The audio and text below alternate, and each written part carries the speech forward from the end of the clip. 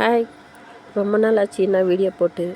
நான் இன்றைக்கி ஒரு சின்ன வெங்காயம், துவரம்பருப்பு, கருவேப்பிலை சட்டுன்னு வீட்டில் இருக்கிறத பார்த்து ஒரு சட்னி அரைக்கலான்ட்டு வீட்டுக்கு போயிருந்தேன். அப்போ அரைக்கலான்ட்டு அரைச்சிட்டு இருந்தேன். சூப்பராக இருந்துச்சு. என்னென்ன போட்டிருக்கேன்ட்டு வீடியோவில் எடுத்து போட்டிருக்கேன், பார்த்துக்கலாம். சின்ன வெங்காயம் கொஞ்சமாக பாத்திரத்தில் ஆயில் ஊற்றிக்கோங்க, ஒரு 2-3 ஸ்பூன் ஆயில் ஊற்றிக்கோங்க.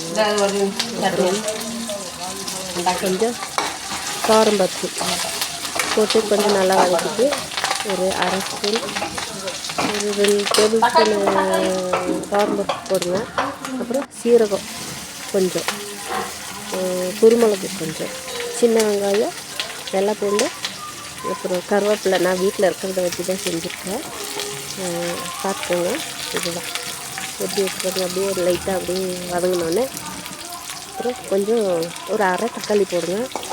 அப்புறம் சாம்பார் தூள் வந்து ஒரு 2 ஸ்பூன் போட்டிருக்கேன் கொஞ்சமாக. அப்புறம் கொஞ்சம் உப்பு போட்டு நல்லா வதக்கிட்டு ஆற விட்டுட்டு அப்புறம் எடுத்து மிக்சியில் போட்டு பண்ணிக்கோங்க. இது சுண்டைக்காய் வறுத்துட்ருக்கிறேன். அப்புறம் என்ன, சாப்பாடு தட்டில் போட்டு சுட சுட சாப்பாடு தட்டில் போட்டுட்டு அப்படியே கொஞ்சமாக நெய் ஊற்றி அப்படியே பெரட்டி சாப்பிட்டா அவ்வளோ நல்லாயிருக்கும், செம்மையாக இருக்கும். அது வந்து நீலகிரி பக்கம் இந்த மாதிரி தான் செய்வாங்க சட்னி, சட்டுன்னு ஒரு சட்னி நல்லாயிருக்கும்.